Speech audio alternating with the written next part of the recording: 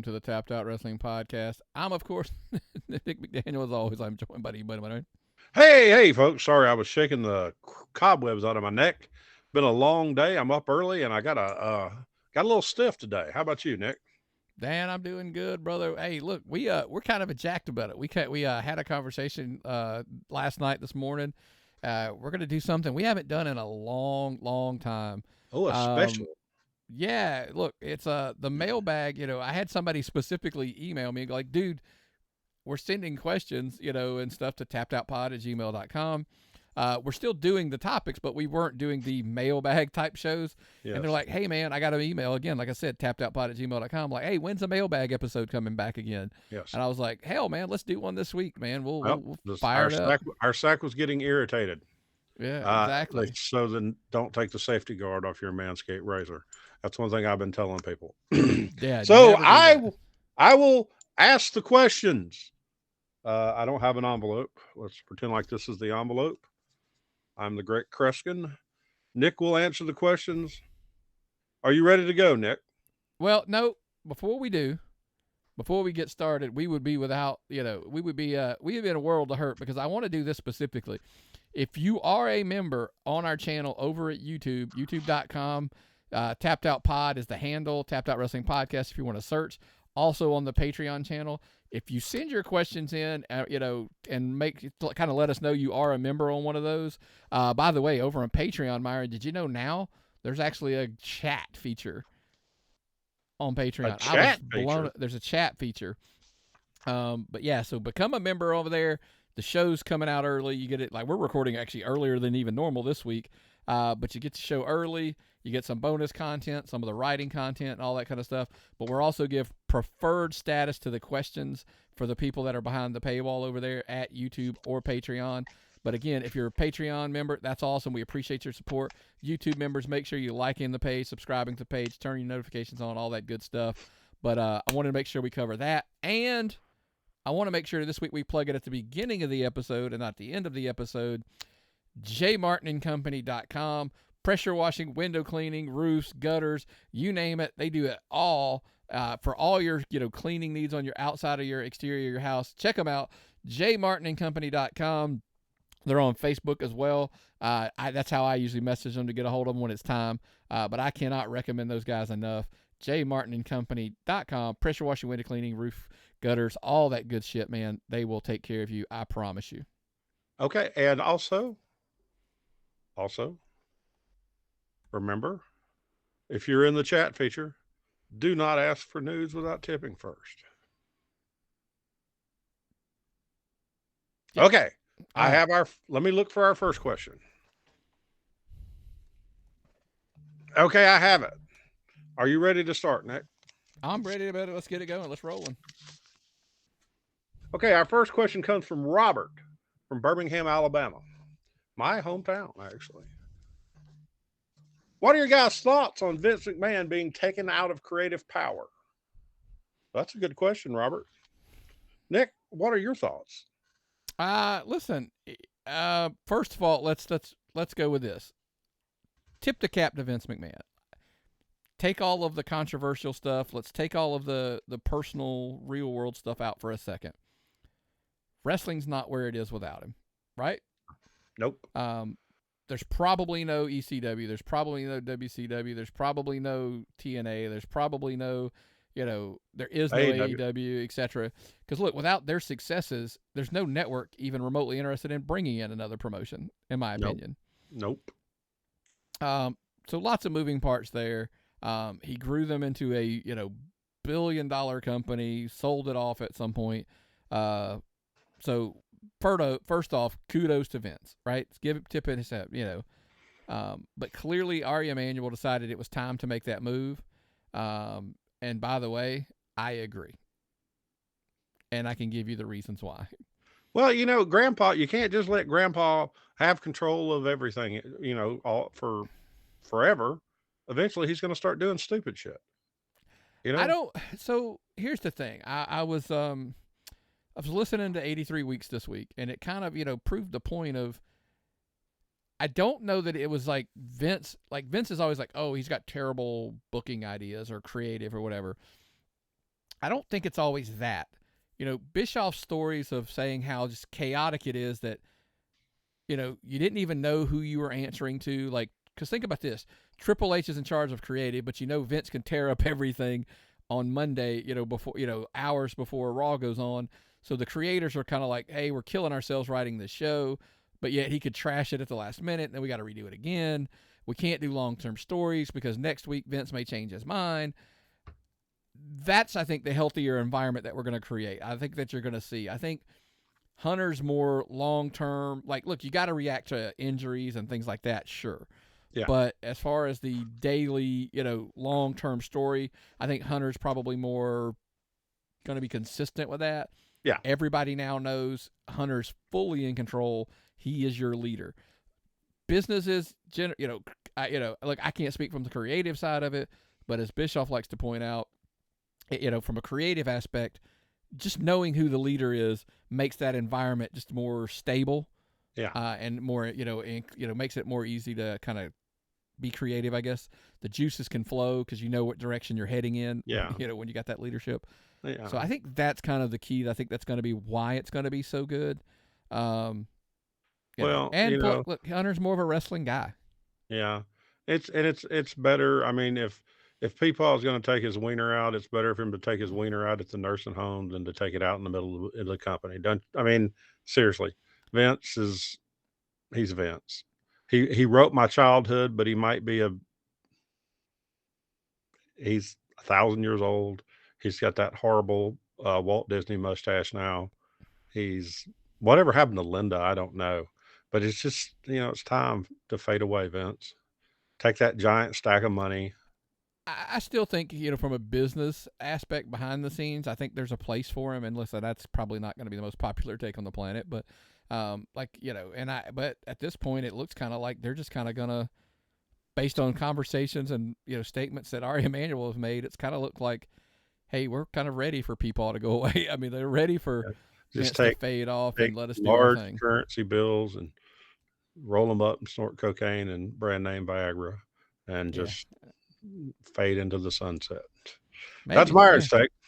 Yeah, but absolutely. Let's see what else we have from our mailbag.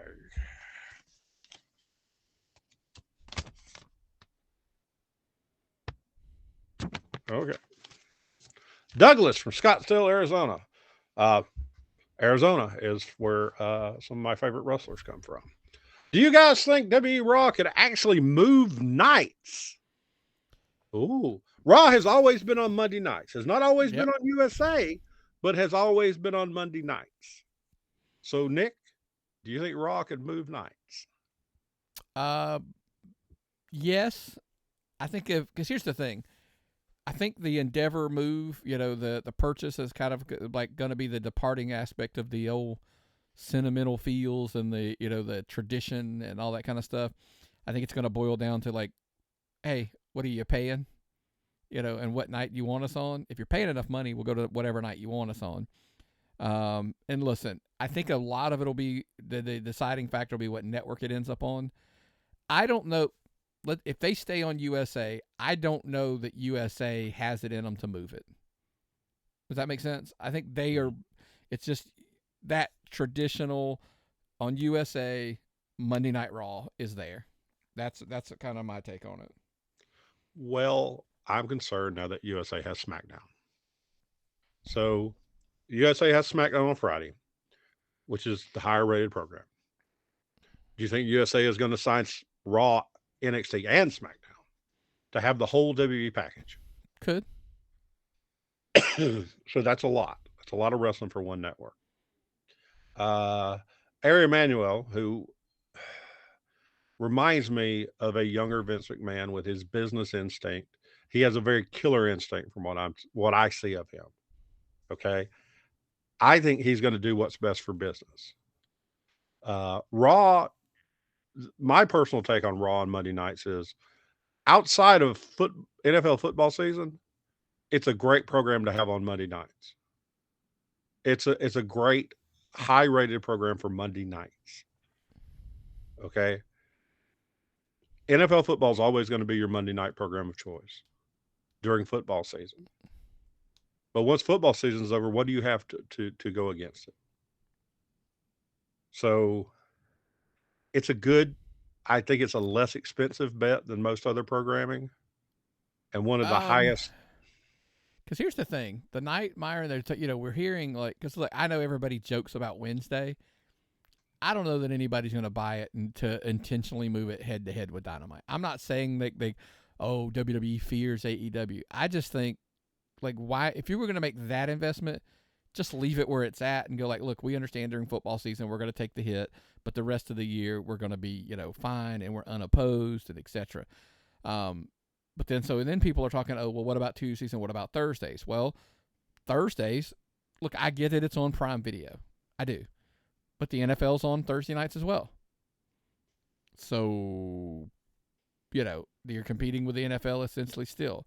And at this point, I joke with it about people all the time. Who doesn't have Amazon Prime? So who doesn't have Prime Video to watch the football game? So that'll be that you'll have competition with NFL on Thursdays as well. Tuesdays, well, then you got to move NXT, and then when do you move NXT to, and blah blah blah blah, and so forth and so on. So I think there's a lot of moving parts there as far as moving it. What night are you moving it to? Tuesday Night Raw. Just doesn't sound right to me. I mean, I would if you go to Tuesday Night Raw, I would move NXT. Because here's the thing: to Thursday. If you move, I don't think that you even do that. I think it's just WWE Raw. You don't add the night to it; just call it WWE Raw. I mean, remember, there was back in the day, and people forget this. They broke it up back in the day for ratings purposes. It was the WWE Warzone. Remember? It wasn't it wasn't always Monday Night Raw in the sense of in the ratings part, but I mean it was as far as what we saw on TV. So my thing is I'm not a stickler for the sense of it's tradition. I think there's a gamble. I think there's a massive gamble moving at nights. Because that's a lot of habit. People are used to watching wrestling on Monday. You know what I mean? And it's been around forever. So there are people who I think you'll lose a base. They'll have to find it, and can you make them move and find it? Okay, my answer, cut and dry short, is I wouldn't do it. I would leave it on the night at its own. I'm not saying there's not a network that's not interested in moving it, but I wouldn't. I'm stuck in a situation where with them moving the pay-per-views to Saturday, I don't want them to move it to Tuesday because it gives you a bigger gap. Now, it does give the people more time to rest. Oh, see, that's where I contradict you on that. If the pay-per-view was on Saturday and you gave me Raw on Monday or Tuesday, and then you gave me SmackDown on Thursday, I have gaps in between. But I think because then you don't have Friday, Saturday, Sunday, Monday. When they do the Mania. Think about Mania's Friday, Saturday, Sunday, Monday. It's a 4-day stretch of fuck, I got to watch wrestling. Oh, and by the way, NXT's on Tuesday. Literally 5 nights in a row that there's not. Look, I get it when you're talking about all the promotions because there's wrestling on every night at this point. But there's 5 straight nights of WWE content on when that happens. I would prefer that they would run it where it doesn't interfere with our indie wrestling calendar, that we could go to more indie shows without having to worry about missing PLEs and then having to watch a PLE at different times to be able to get back and do it for the show. Try to, Nick, if you can, send Ari our recording schedule so that he can work on that too when he's trying to fit all this in. Yeah. I think that'd be important. So, yeah, I'm still going to stand by my take of I wouldn't move it. I could see it happening, but I just wouldn't. Okay. You ready for your next question? Absolutely. Billy from Memphis, Tennessee. Wonder if he's of Jerry's family. Mm-hmm. Yeah, okay. He wants to know what we think of the WWE signing Nick Aldis and making him the general manager of SmackDown. I put out a post about how cool it was. Didn't we just see this guy recently? Yeah. God, it was so cool. Yeah. It was so cool.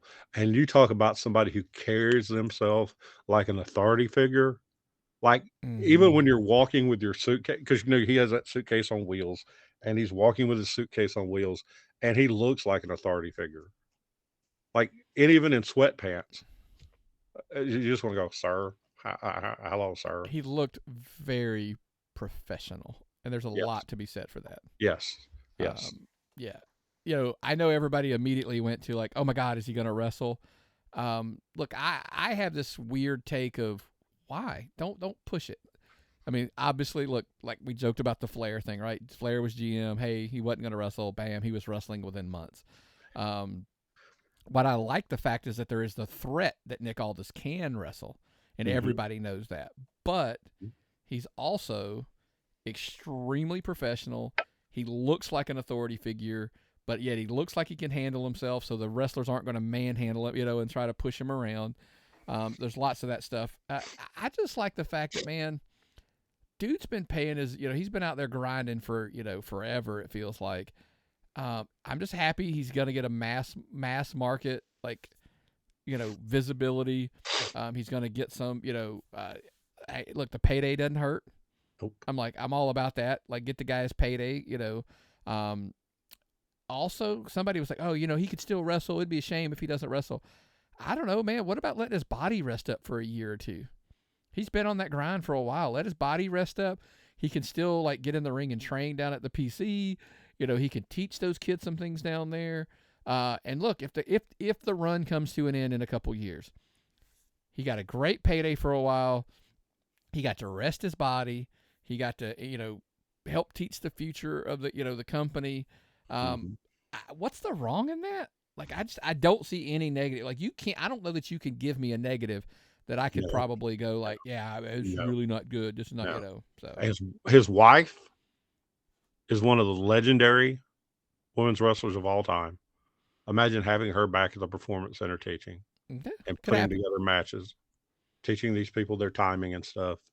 Imagine him teaching people how to carry themselves and be professional.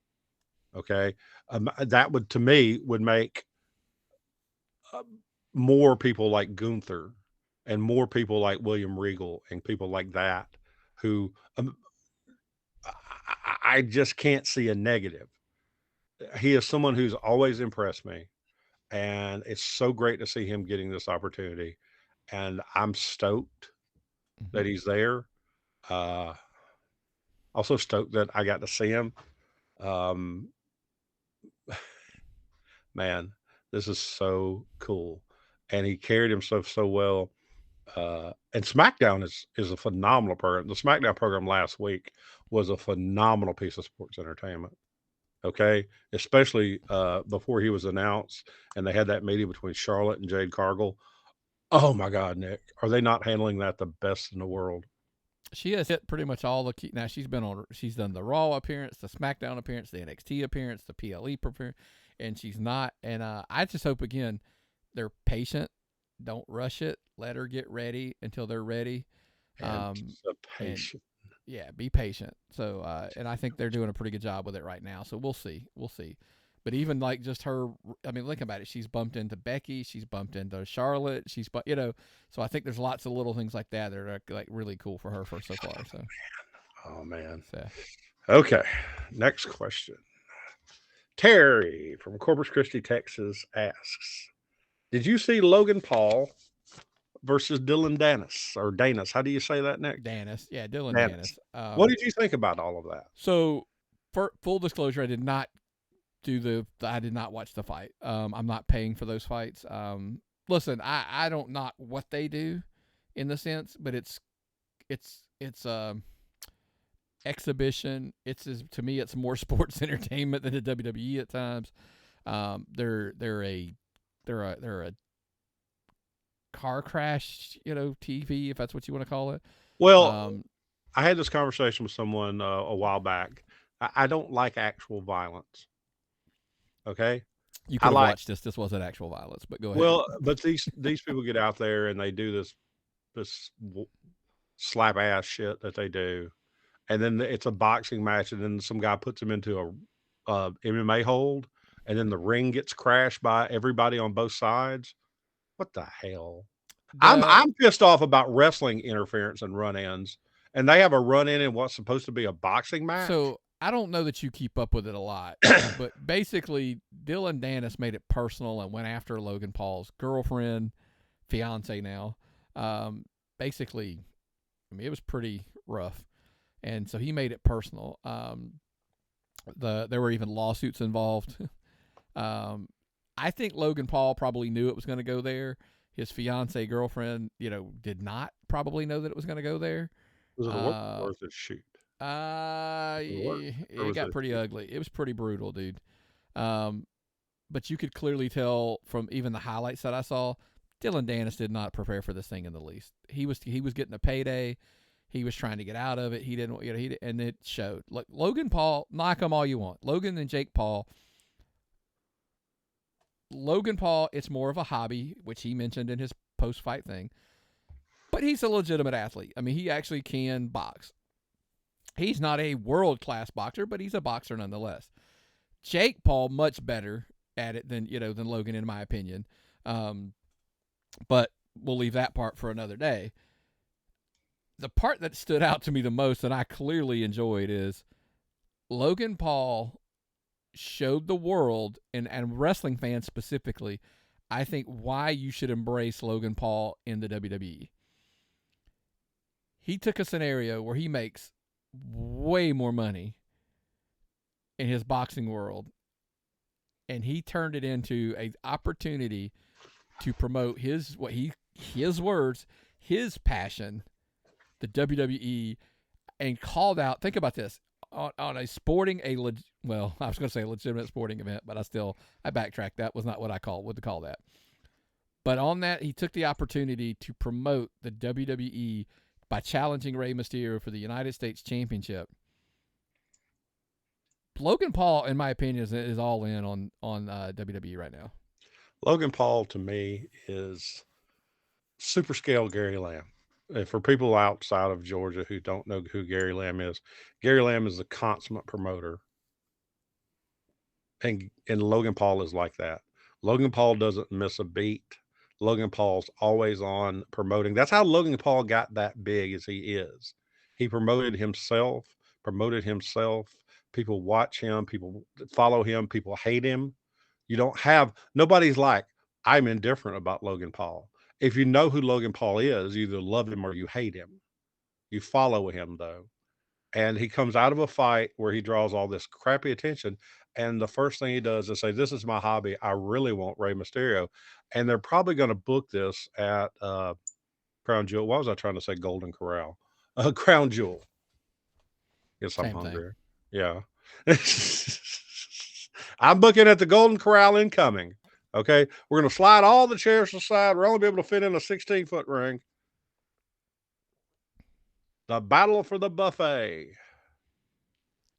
We're going to do a women's gravy match. Doesn't matter who wins. Yep. Sorry. I'm booking in my head again. Yep.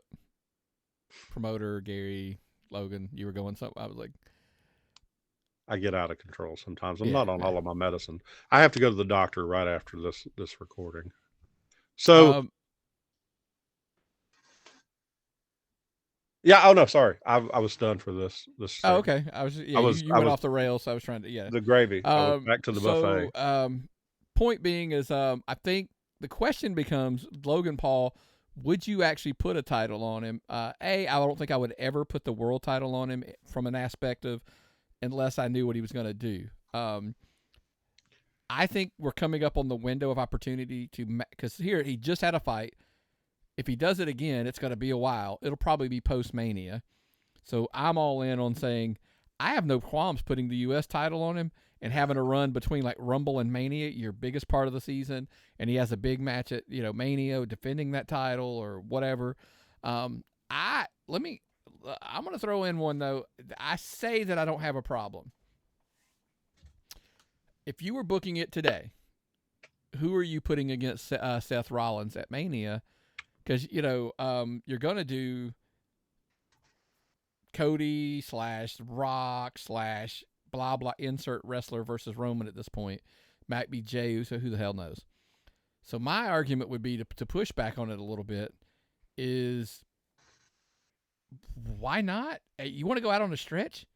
Let Logan Paul win the Rumble, because you can't do Cody again, in my opinion. I don't think you can do Cody again. Not two in a row, no. You could, I just wouldn't. But so what if Logan Paul wins and challenges Seth Rollins at WrestleMania for the world title. I'm okay with that. The Saudis are paying for this big show, November 4th. They're paying for this big show. And they want all the attention they can possibly get. Send them Logan Paul versus Rey Mysterio. Give them this super spectacle. Oh, I think that's what we're getting. Yeah, I think we're going to get that. Let Logan Paul take the U.S. title off Hall of Famer Rey Mysterio. And then have Logan Paul start a title run that culminates at WrestleMania in Philadelphia, where he drops the belt to somebody.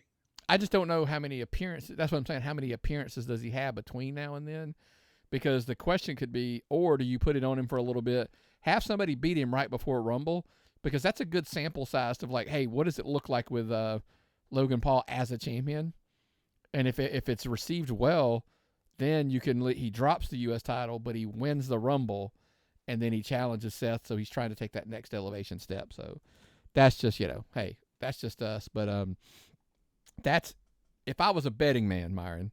Oh, that's what betting? I would say to do. We are going to bet? We are going to bet. Every week, the NFL is right now, and look, we're going into week 7 of the NFL, and listen, there's nothing more fun. Look, I do fantasy football. I'm doing shitty the last 2 weeks, by the way. I got my ass handed to me last week, but injuries happen. But if you're worried about, like, I don't want the long haul I don't want the long haul when it comes to fantasy. I want something that I can play on a weekly basis, and I'm not worried about wins and losses. You're worried about statistics. My argument is real simple. Check out our friends over at Prize Picks, because they are matching right now up to $100 on your initial deposit. Ooh. You still working on this? It's 2 minutes to kickoff. Who do I pick? 2 words. Prize Picks. It's so easy. Prize Picks is daily fantasy sports made easy. It's just you against the number. Simply pick the over-under on 2 or more players, and that's it. You can win up to 10 times your money in just one day. Join over 150,000 people who found a better way to play. Download the Prize Picks app today and get your first deposit match up to $100. That's right, man. Check out our friends over at Prize Picks. Put in the promo code in the show notes and get a match up to $100. Man, I love playing it every week. You can win some quick money just week to week, and whoo, man, we're still firing on all cylinders. Let's go ahead, because now we're going to hit into phase 2 of the questions, Myron. What you got? Well, I'm glad we're firing on all cylinders, because this question, I was reading it during the break. Eugene from St. Paul, Minnesota. I would suspect it's extra cold up there right now. You like the cold weather more than any person I've ever met in my life. I can't stand it. My blood is so thin. Eugene wants to know, what do you guys think of the Tony Khan Twitter fallout heading into and following the head-to-head AEW versus NXT last week? It was not Tony Khan's most shining moment. Let's just go. That'll be the broad stroke statement, I guess. I try to, like, do I want to take them in waves, or just the broad strokes answer is I do fear that I don't think WWE's gotten into his head. I think he's allowed, like, I think he's gotten into his own head at this point. When you start reading his Twitter from time to time. I'm not saying, here's the problem. Sometimes when he makes statements, there's truth to them, but then he goes too far. The whole thing with we recorded prior to the ratings coming out last week. I guess we didn't even acknowledge that. No, we got really close. Yeah, we guessed really close. Don't get me wrong, but it was still. But we recorded before the results were officially out. But, him making a statement of, like, Cena and Taker's streak of being on a show over 1 million ended. I'm like, by the way, it wasn't inaccurate, right? That's the problem. Like, it wasn't inaccurate, but was it necessary? Like, that reeked of, like, hey, I got my ass handed to me, so I'm going to look at something to, point out. It's the team that lost, and then they're bitching about the why are you having flags. You're a grown man with millions of dollars. Why are you justifying it? Nick, I remember about a year ago where it got to the point where I was having trouble finding nice things to say about AEW. And now I'm to the point where I'm having trouble finding not bad things to say about AEW. I'm having to pick and dig through and find more pleasant things to say. You've got their head referee posting about the darkness and where I was and glamour shots of herself. And apparently, I think it was a Florida school board member had posted something negative about an angle on Twitter, and then Tony Khan got in his DMs. Okay? Tony Khan got in his DM. The owner of the company, okay, got in the DMs of somebody who posted on Twitter about one of his angles. Can I say something that I'm going to push back a little bit? Okay. I know you're like the owner got into the. I'm like, the positive of that is I think it shows that he passionately cares. That he would, that he would kind of, now, the interaction, depending on how that went, could be the determining, like, whether it was a good thing or a bad thing. But I do kind of tip the cap that he's passionate enough, that he cares enough to actually engage. And, but then the other take of it is, should, he be engaging with, if you complained about a company, a restaurant you went to, and the owner of said restaurant messaged you, in your DMs and with concern, is that really a bad thing?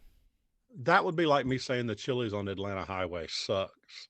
And then the owner of all Chili's saying, Myron, I don't think you're justified in saying the Chili's on Atlanta Highway sucks. Again, I think you need to you gotta reconsider. Listen to though. There was a real caveat into what I said. What he said is one argument, but to say the owner of the company, going into somebody's DMs and actually responding, I said I don't think that part was a bad thing. Sometimes what he said may not be what you agree with, but I actually kind of tip the cap to the fact that he's passionate enough to actually, if the owner reached out to you and said, hey, we are concerned that you didn't have a great experience, what could we do to get better? I think that would make you go, oh, shit, they care. Okay. What did he say in his DMs? I don't think that's what he said. Okay, that's why I said I separated the two parts. Okay. I said, look, I'm going to tell you, if Vince slips into somebody's DMs, he's not asking about that. Or if Ric Flair slips into somebody's DMs, he's not going to bash them about an angle. Yeah. Okay? Or if Bullet Club members slide into your DMs. I hate to be that guy. I really hate to be that guy. But I can't keep defending childish ass behavior. I can't keep now look, these people gave friends of mine jobs. These people put friends of mine on TV. Okay? These people continue to put friends of mine and gave friends of mine jobs on TV. And I really appreciate what they've done to people I care about and how they've treated people I care about. People we actually booked for our show when we booked that show. But Nick, this is a fucking dog and pony show. Yeah. It's got out of hand. The biggest obstacle, because we're going to keep rolling, but the biggest obstacle that I see is that lots of people saw these tweets. And they weren't necessarily, it wasn't a positive thing. It's kind of like we used to talk about with TV. 1 million people watched AEW one show and they shit the bed with a bad show. Okay, well then you showed 1 million people a bad show that they're not likely to come back. People are pushing back on how some of his tweets looked.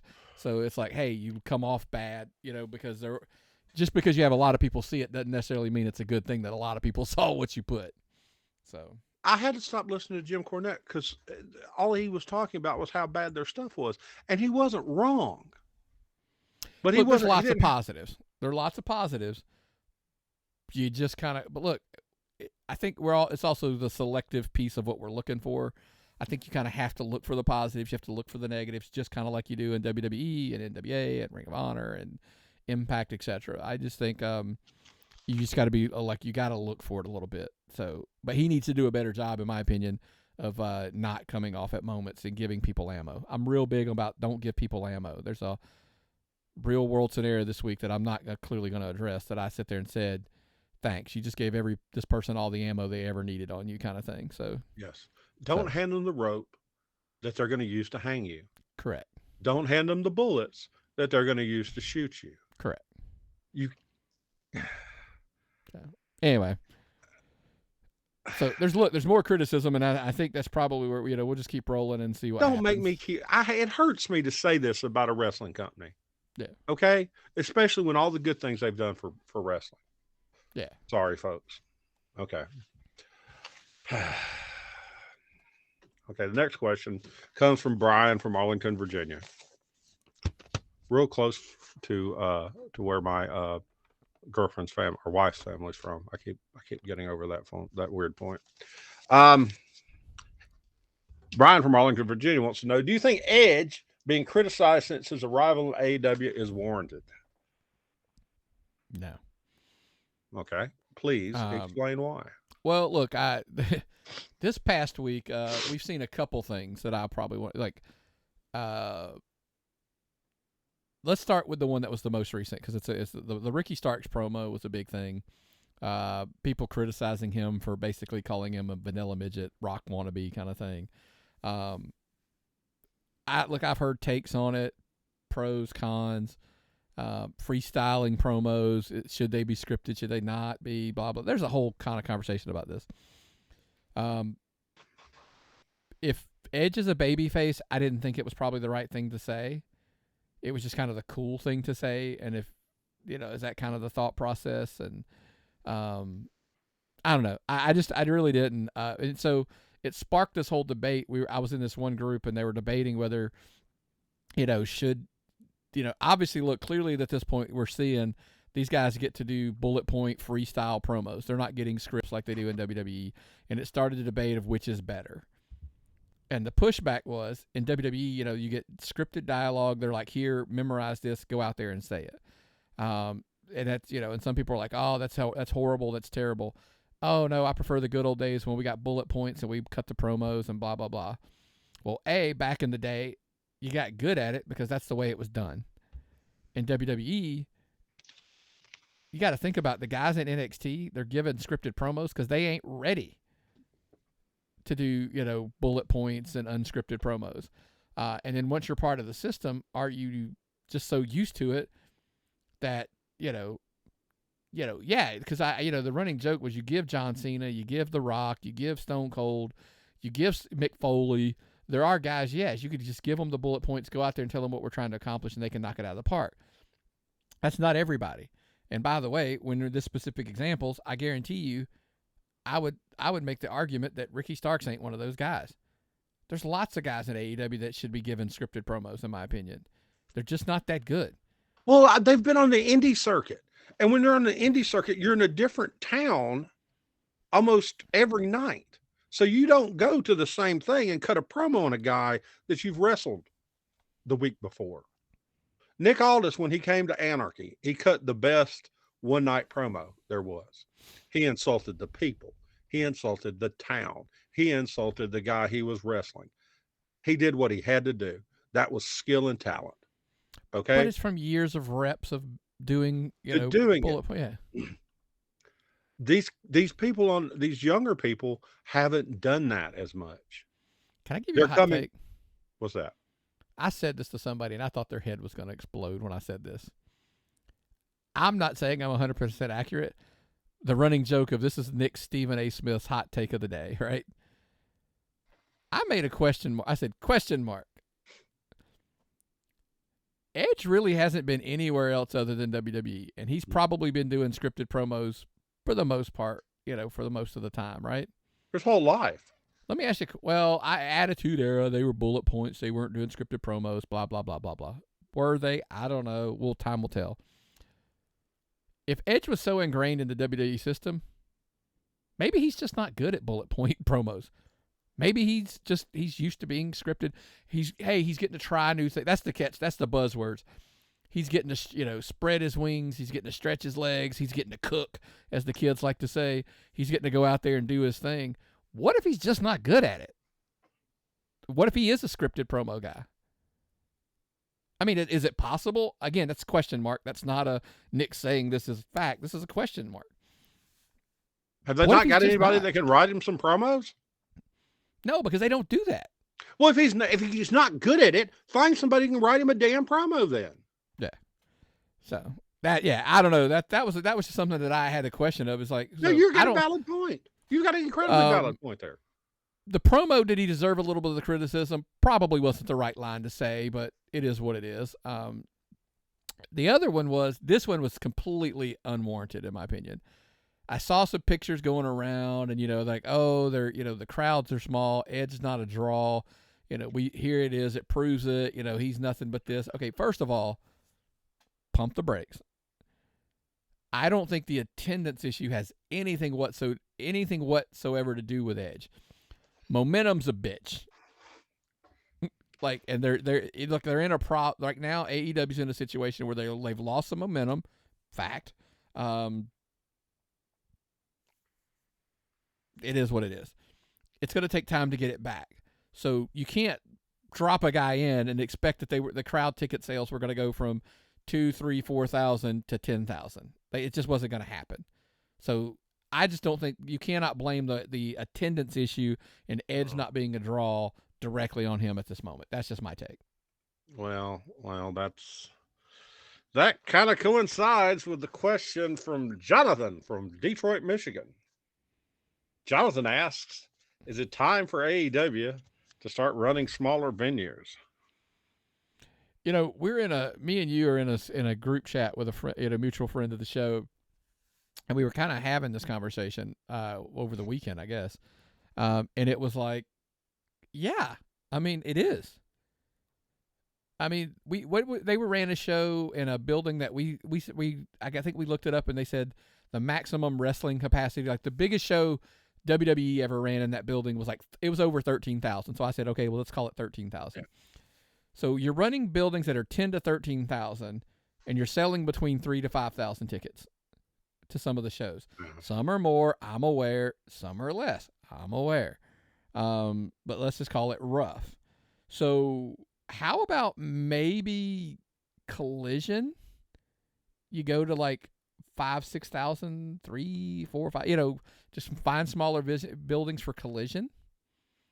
Keep Dynamite. Look, because how cool would it be that they'd look different because Dynamite is remember back in the day, you had Monday Night Nitro, or Monday Nitro, and that was in the big arenas or the big buildings, and then you had WCW Saturday Night, that was in a studio. I'm not telling Collision to go to a studio, by the way. I'm not saying not to. I'm just saying, but I mean, how cool would the two shows look different? If they were run like that maybe if they were just completely different. Look, the problem is they're taping Rampage during Dynamite, so it's going to look the same. There's not a whole lot you can do about that. But I think it would be a cool thing.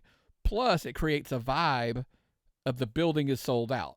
If you're selling out a 5,000 seat, I would prefer a 5,000 seat building completely sold out than a 10 or 13,000 taped off. It gets rid of the trolls that are taking these pictures and that are out there. Because yes, that's what I think you're doing. I don't think that's beneficial in the least.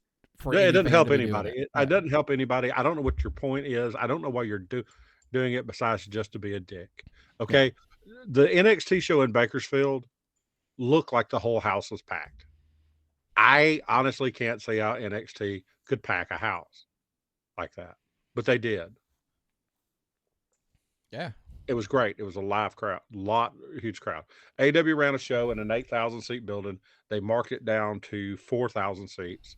They sold it out at $10 a ticket. $10 a ticket gets you into most indie shows for general admission.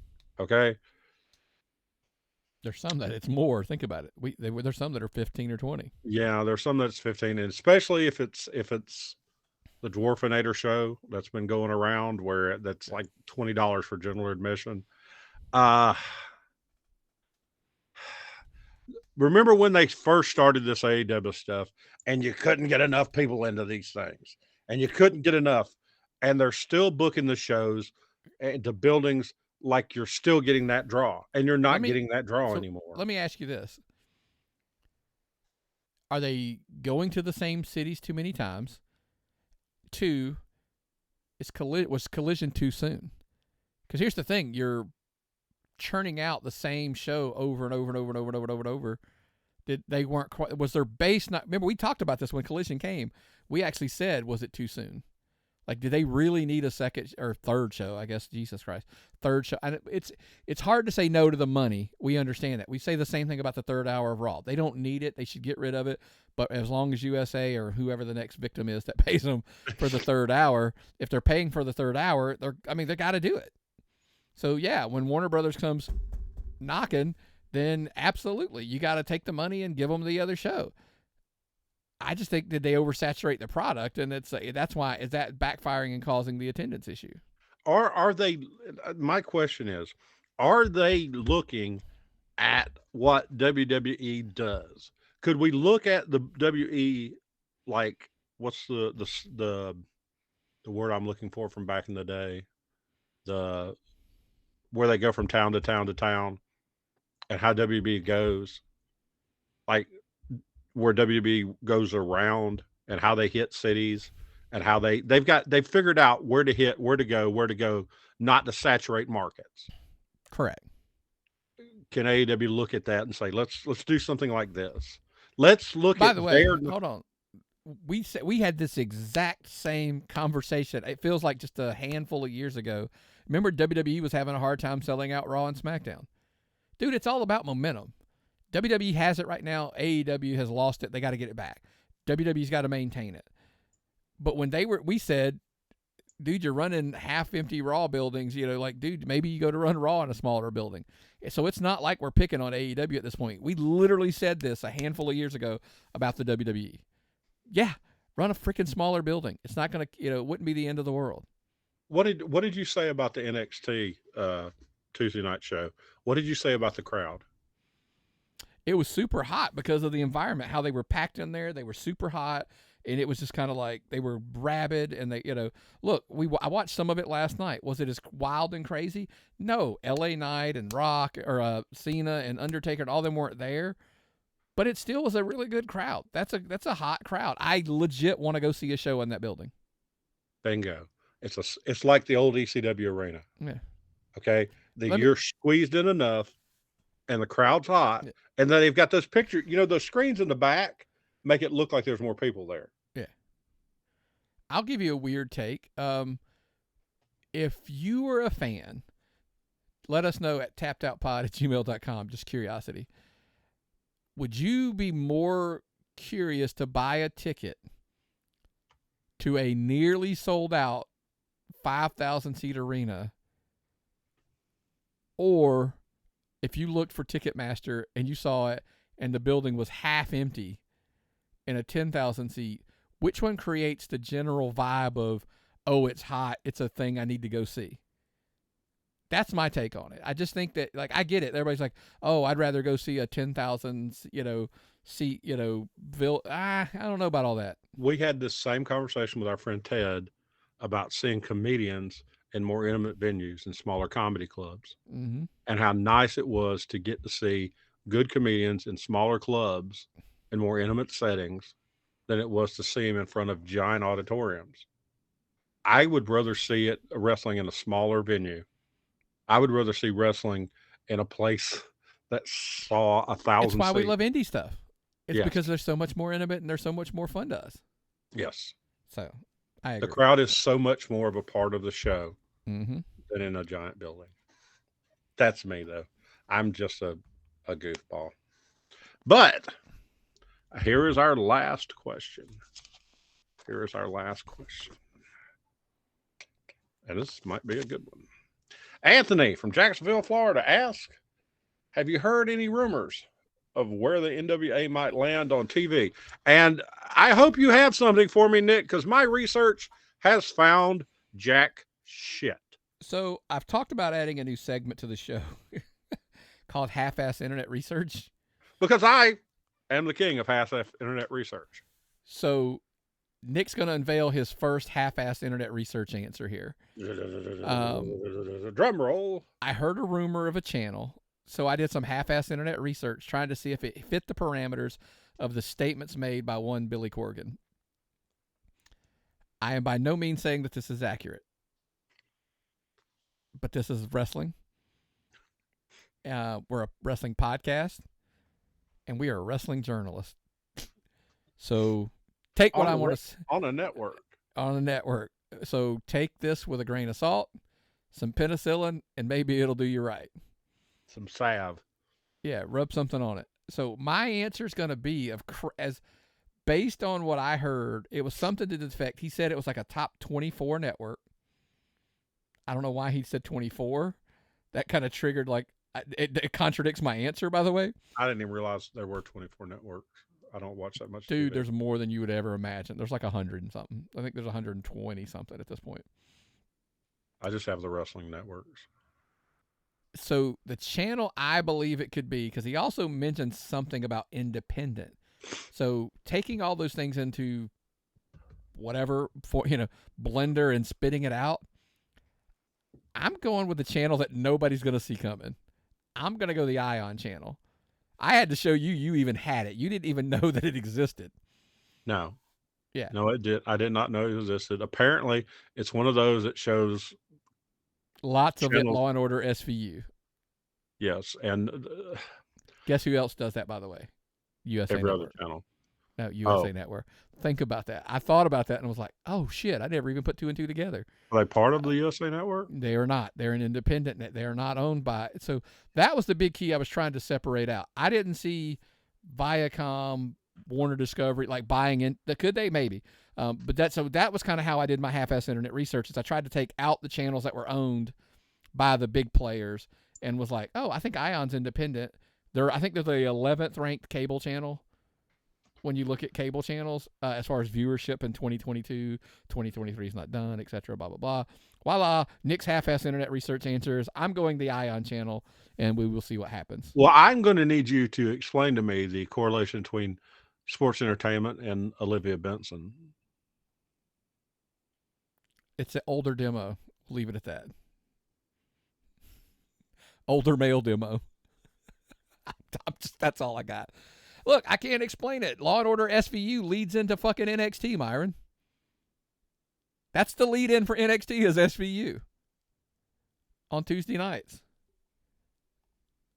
So, well, I'll go with that. At least it ain't that Call the Midwife show my wife watches all the time. Yeah. She watches in bed and it's that damn baby screaming all the time. And it's old shit. It's horrible, Nick. Yeah. It's just horrible. I agree. Yeah. So okay, but I'm up for this Ion channel. I'm going to write that down. Write that down. We'll see if I'm right or not.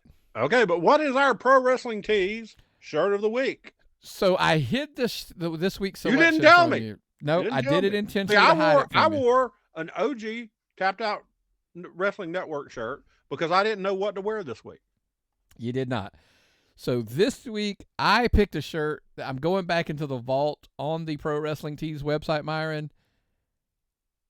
Disruptor Pro Wrestling. Huh? I went to one of their shows. We did go to one of their shows. We actually had a couple of their titles defended on the Hell Freezes Over show. Yeah. Disruptor Pro Wrestling. Yes, they still have a Pro Wrestling Tees store. Runs that. Tim is involved. They got a lot of stuff going on over there. The sports entertainment lawyer in Georgia. Yep. While you're there picking up one of their shirts, pick up one of ours. Pro Wrestling Tees, Disruptor. You can see how it's funky spelled. DSRPTR. Check them out. Disruptor Pro Wrestling over on Pro Wrestling Tees. Can I buy a vowel? Yeah. You cannot have you cannot get a vowel, man. But check them out and pick up a shirt while you're over there, man. I love those guys. Yeah, they brought in a lot of talent, didn't they? Well, listen. You go back to ask me, I'm sure, why the hell am I picking a promotion that hasn't had a show in a while? Yeah, right? I was talking. Everything we've said has been in past tense. So, you got breaking news thing here. What the hell, Nick? You're breaking all new kind of news today. Breaking news. I wanted to surprise you with this one as well. Disruptor Pro Wrestling is going to return in 2024. Oh. The Source brothers have come together, and I found out they do return 2024, March of 2024, to be even a little more specific. Where? Tannery Row, Buford, Georgia. 8 shows look like they're locked in to be at Tannery Row in Beaufort, Georgia. That's a big venue. They do have some other shows in the works, by the way. I've down the road picking from the house. It's not far from us, so yes, it'll be 100%. We will be checking those shows out. Again, March 2024 is currently the set date to return. 8 shows look to already be locked as far as the dates go.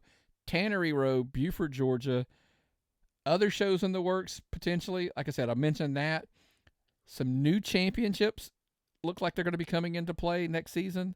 Yes, I'm going to leave that word alone for a minute. Next season. New championships? A season? What do you mean a season? I'm not going to spill too many things. We're going to start from there. I got to leave a little bit of meat on the bone for later down the road. I hate it when you leave me the secrets. But here's the thing, I'm excited. Myron. You brought it up. The reason why we're excited, look, the last time they were running, they were bringing in guys like Moose, Simon Gotts. They brought Shotzi in. Killer Cross. I mean, look, you're talking an Impact guy.